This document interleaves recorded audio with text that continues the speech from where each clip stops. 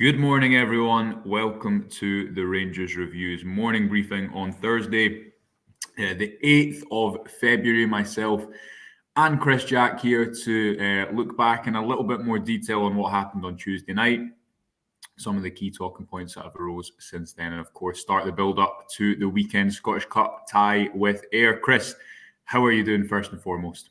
Not too bad. The title race takes a backseat this weekend. Of course, we're back onto Scottish Cup duty. I think the result last night was one we perhaps expected.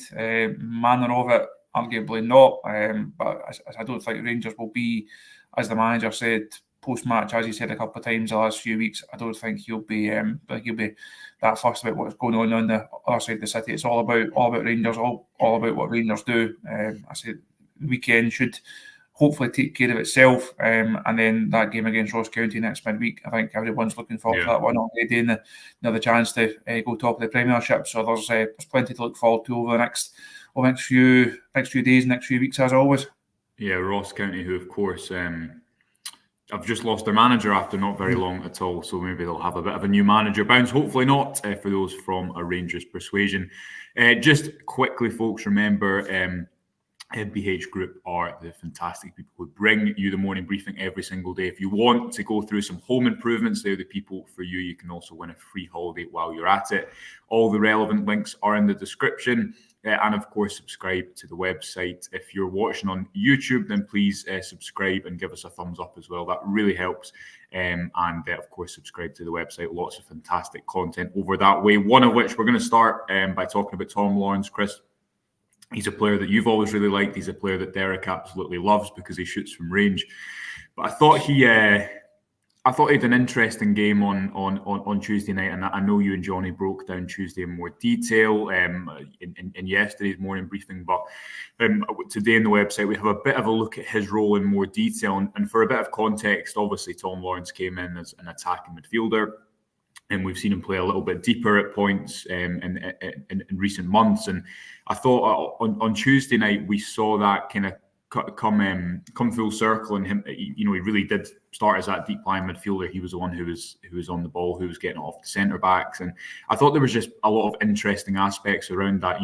Often we speak about the balance of Rangers midfield domestically and have they got it quite right, and obviously that's an area where they've looked to strengthen with the signing of Hamid Diomande. But Lawrence is an attacking midfielder, and I thought he played like an attacking midfielder in that deep line role.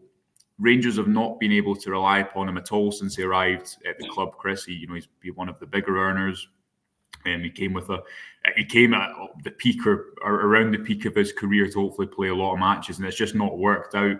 The last time he started successive matches under Clement, I think it was away at Tynecastle when he went down injured after about 15 to 20 minutes, and we didn't see him again until after the winter break. So we'll go into a bit of detail about his performance, what it might mean. Of course, if everyone wants to get their comments in as well, we'll go through those slightly later in the show. But Chris, just firstly, what did you make of Tom Lawrence's performance and his role in that assumption that, maybe he is starting to find not only form but fitness and hopefully can become someone that Rangers are able to rely upon in this title race that they're now in? I think if he can find sustained fitness, I don't think there's any doubts about the form that he can show. When he first came into the club, there's a lot of excitement about him. And I think the first few weeks of his Rangers career showed why. He started really, really impressively, and of course got the injury that kept him out for just under a year. And that was just such a huge setback for him. And obviously for Rangers since then, it's been a bit stop-start, as you say. He's never really managed to get into that consistent rhythm of games, and he's the type of player who, once you get him going, he could be really, really influential for Rangers. It's just at what stage do you think, well, the handbrake's off now and he can just go? I think it was a surprise starter for both of us the other night. I know we both had Nico Raskin in our predicted teams, but as soon as the team was put out, we could both see the thinking. We could both see what the manager was doing. I think over the 90 minutes that followed, you really saw his plan in full action. I thought Lawrence was really, really impressive. As you've highlighted in that piece of Smalling, Josh, it's a different type of midfielder, playing slightly more advanced than than John Lundstram, who again I thought was really, really impressive. Todd Cantwell was playing slightly further up still. I thought again he was really impressive. I thought Rangers just had a really nice balance in there. They had a wee bit of everything, and from a position of just 6 weeks or so ago, where we were struggling to put a midfield out. There's now so many different options in there that the manager can really be varied in the type of midfield that he picks. Also, before that, we had Jack and Lundstram as a more solid 2, if you like, and then Cantwell ahead of them. Lawrence comes in, gives that midfield a whole different dynamic. We then saw a wee bit of Diomande. I thought again there's a number of nice wee touches. His movement was good. The BK flip over someone's head a couple of minutes after coming on. There was a lot to like about his cameo as well. So I say from a position of who's going to play in midfield, we are really short. It's now a really big decision for the manager, but it's a big decision in a good way because he can really mix and match, and he can really have different styles and different ways of playing in there. Matthew says having Lawrence deeper gets us playing quicker in transition. We've always been sluggish, pushing up the pitch. I presume that means now. This isn't to say, Chris, I don't think Lawrence is going to be the player that starts in that position every single game for Rangers. However, why I thought it made sense in the Aberdeen game is Rangers at the moment are quite direct, and there's a lot of, whether you want to call them long passes, long balls. Clement doesn't really want to, I think he wants to turn the opponent quite quickly, and he wants to make advantage of space in the opposition half. He's spoken about previously when he started the job about the need to play vertically, and both goals come from Rangers playing forward quickly and then attacking into the space. Now, I think long term they are going to need more control with hopefully a couple of technical players in the midfield who can, who have the technical attributes to play through the midfield a little bit quicker. And I do think, as I said in the piece, at times they're going to have to. They need to not trade off too much control for the chaos, which obviously did create a couple of goals. Chaos is too far, but you know what I mean. It is a lot more direct at points and a lot quicker. And listen, the results are coming at the moment, so that's not a criticism whatsoever.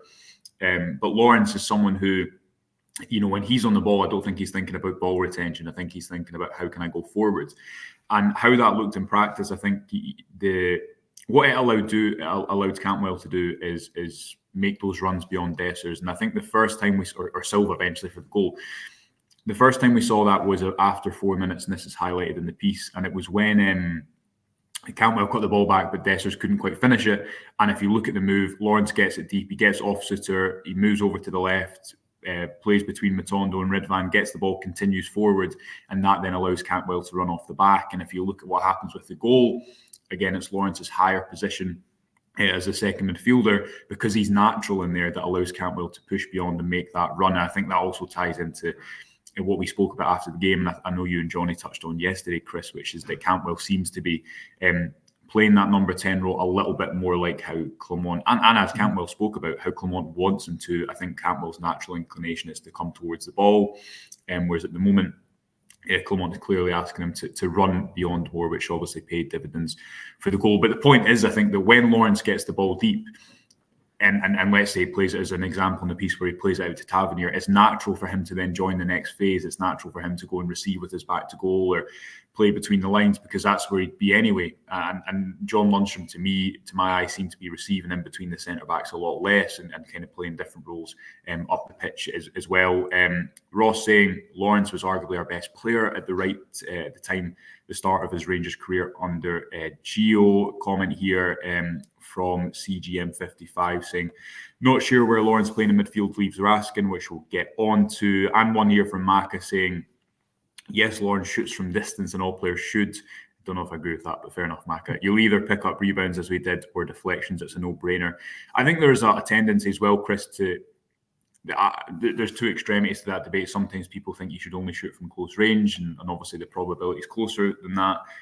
Also, you look at that game a couple of days ago, and Rangers scored 2 goals off of the back of players falling in shots that the goalkeeper has spilled. And Lawrence obviously is going to have a better shot from range than most players in the league. I think he had 6 shots in the game, which was more than anyone else, which again just goes to show that when he has played in that deeper role on Tuesday, he just gives you a real range of options, because not only is he the one who's taken the ball off the centre-back, but he's the player who eventually is the one who, yes, it's not a direct assist, but it's a shot that's powerful, too powerful for Kilrus to save, and ultimately that's what allows Cantwell to go and make that run and score the winner.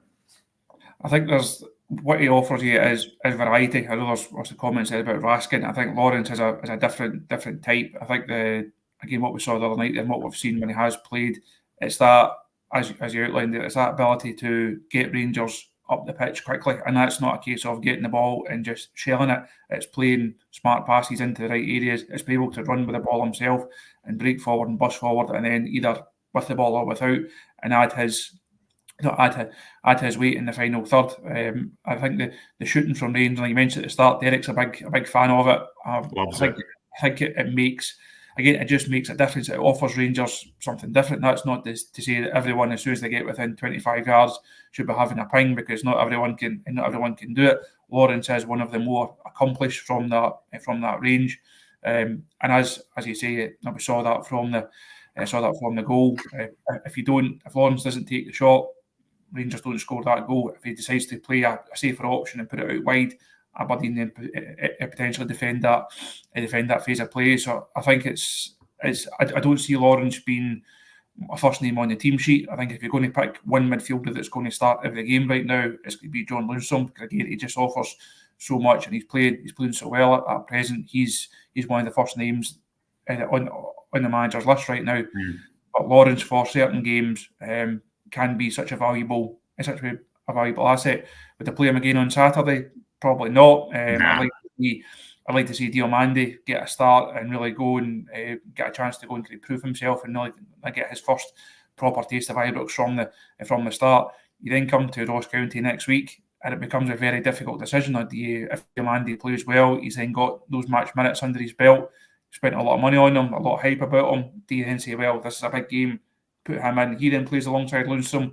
Do you go back to something has worked already in terms of Lawrence?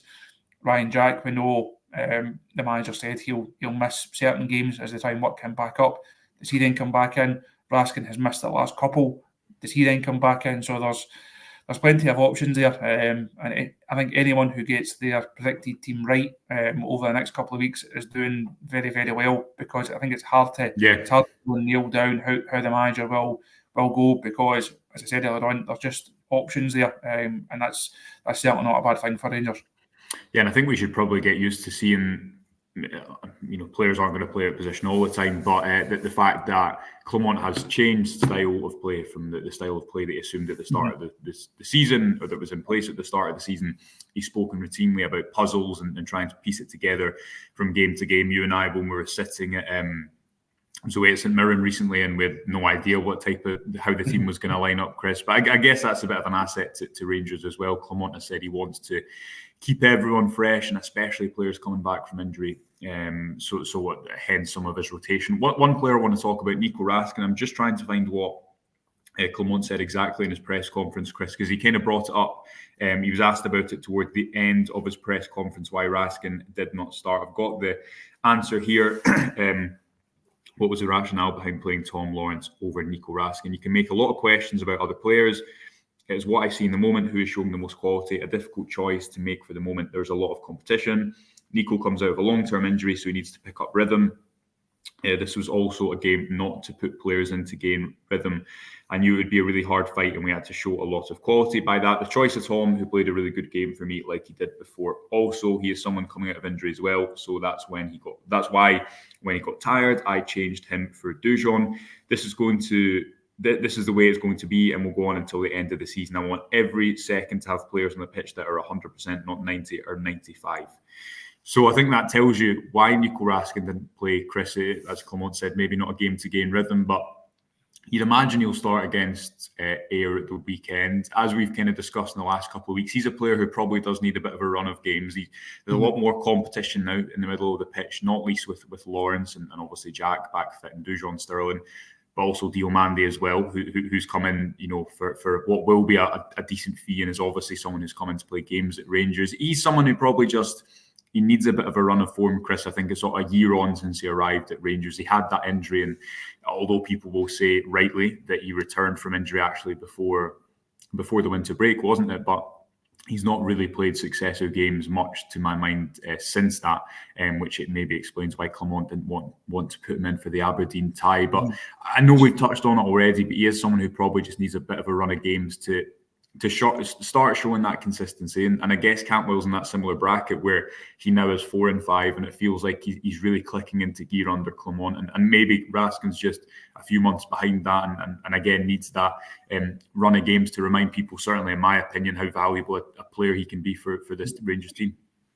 I think it's quite a natural thing to do, to put Cantwell and Raskin in the same bracket. So both arrived within a couple of days of each other, both finished the first months of their Rangers career impressively, and people thought, no, there's going to be vast improvement in them once they have a full pre-season and they really get going. I think both of them had difficult starts to the season. Both of them have had injury issues. And it's only in the last couple of weeks where we've really seen Cantwell flourish and establish himself, as he said there, Josh. The goal return, the assist return in the last couple of weeks has been much more like it. It's much more what we all imagined Todd Cantwell to be. I still think we're waiting to see Raskin really establish himself and really see him nail down one of those spots. Again, he's, as you said, I think he's needing that run of games, but is that run of games going to come? Because as I've said, the manager has options. There's lots of players in there. Clement was already outlined. If you're not completely at it, you're not going to play. I think what we're now seeing. Him. He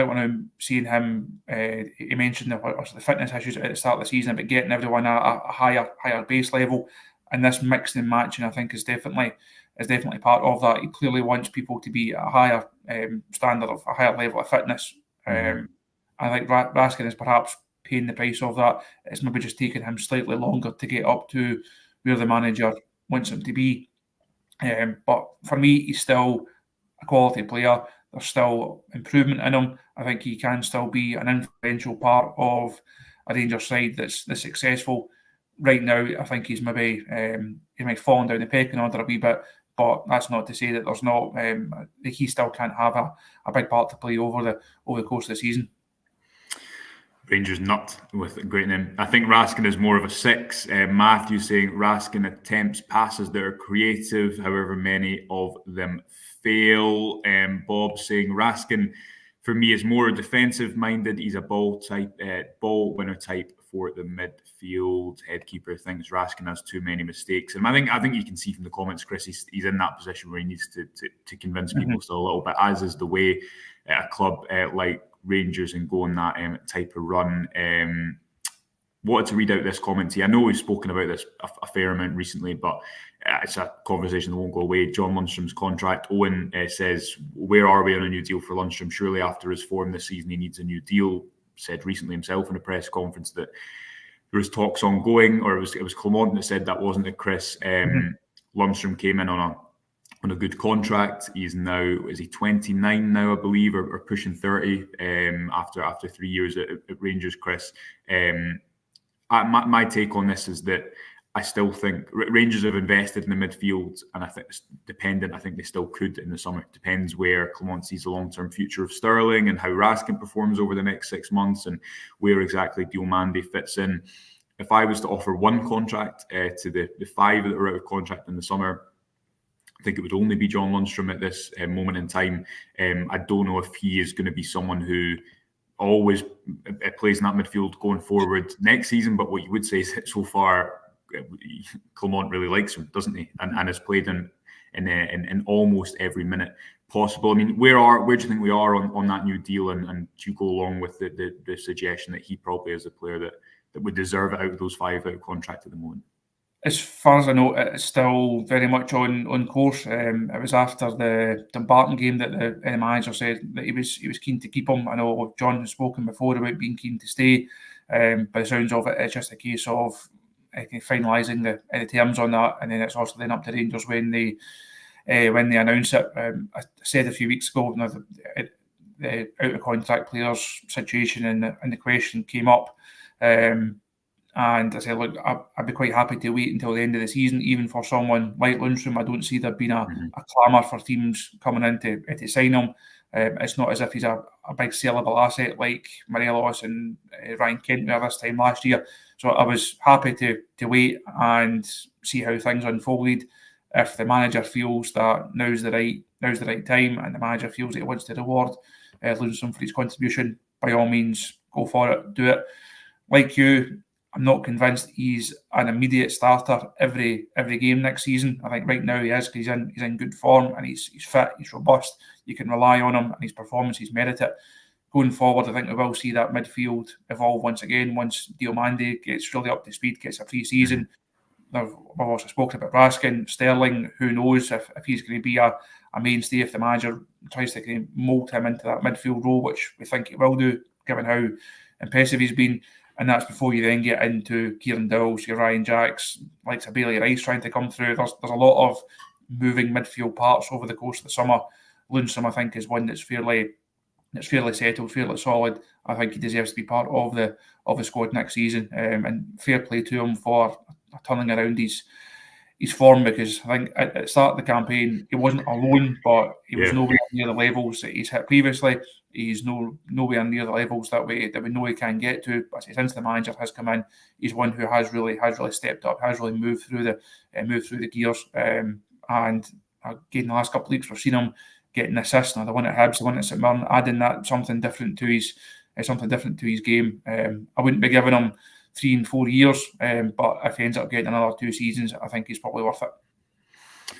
Yeah, Chris, another talking point, and I've lost the comments, but people were mentioning it higher up in the show, is obviously the Rangers have appealed Dujon Sterling's red card. Again, I know that was something you spoke about yesterday, but important to flag. And on top of that, another talking point to come out of yesterday, I believe it was in the Daily Record today, that Jack Butland's was it Jack Butland, the goalkeeping coach from England, whose name escapes me, effectively saying that Jack Butland is very much on Gareth Southgate's radar. A few people saying, is Lundstram the player of the season since Clement has come into the club? I think Butland would give him a good run for his money there. I mean, we've discussed this in the past, and I know you've been in a kind of press conference where Jack Butland has been asked this question himself. Chris, he probably felt quite far away from the England setup last year, but it doesn't look like he is just now, and rightly so. I know he conceded that goal, which stopped his clean sheet record of 2024 against Aberdeen, but I don't think anyone would suggest, certainly watching this video, that Butland couldn't go and do a very good job for England in some capacity at the upcoming major championships. Would be a fantastic thing for Rangers as well. And he just needs to continue the performance as he has done so far, which have been remarkably consistent right since he came to the club last summer.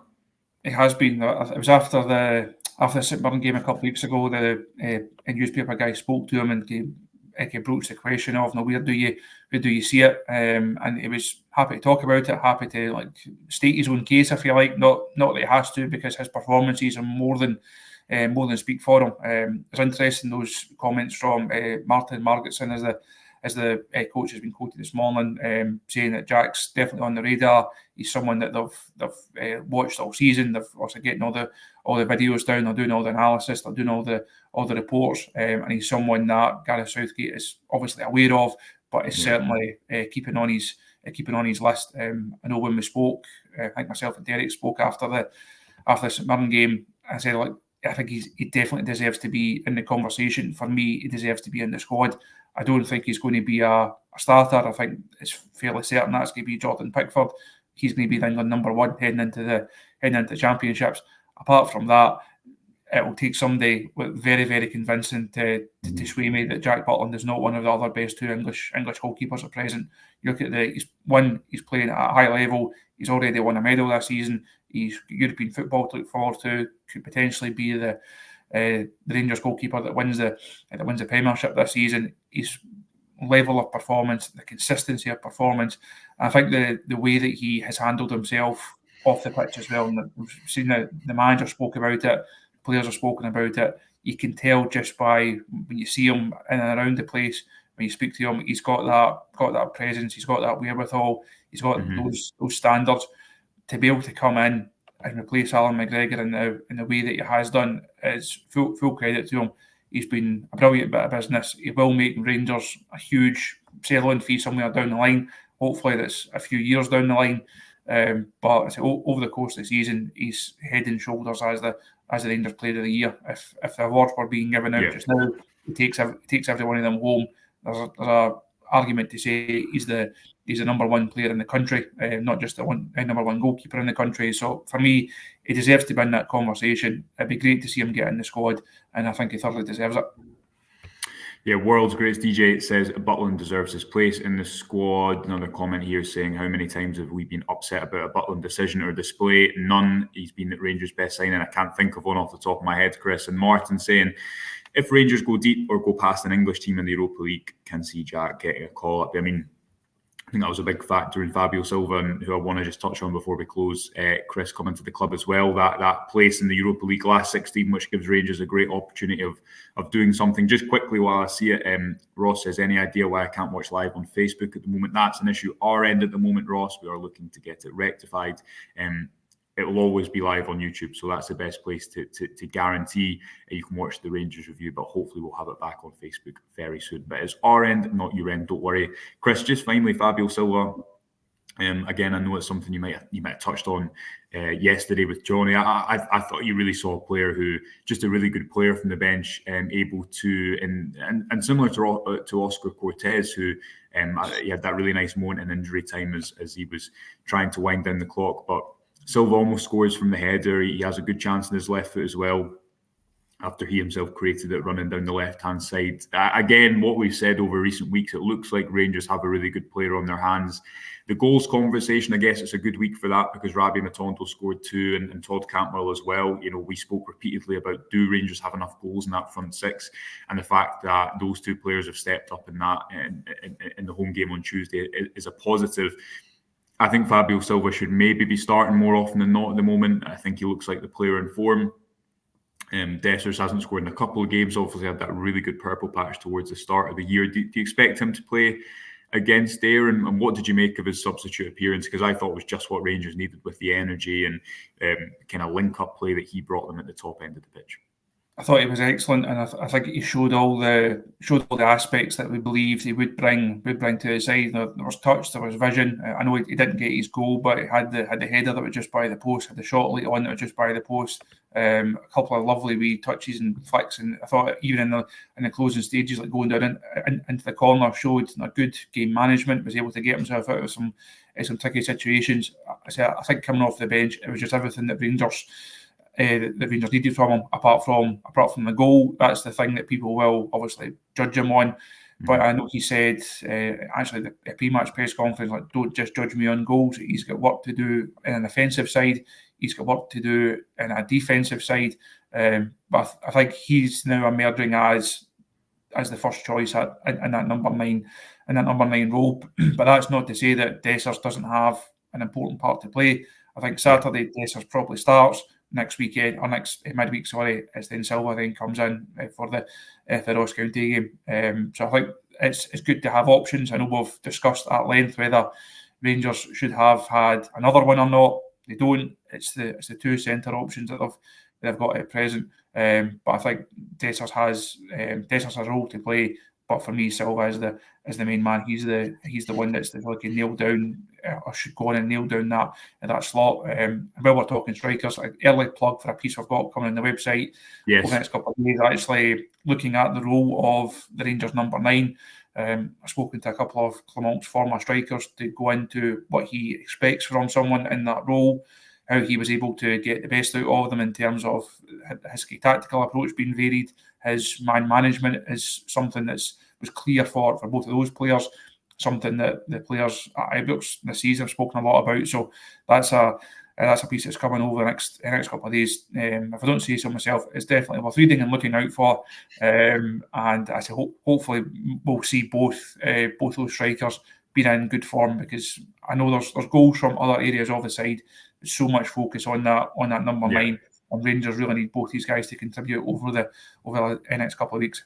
Yeah, absolutely. Loads to come on the website over the weekend as well, folks. And of course, press conference day tomorrow. So do keep your eyes peeled for that.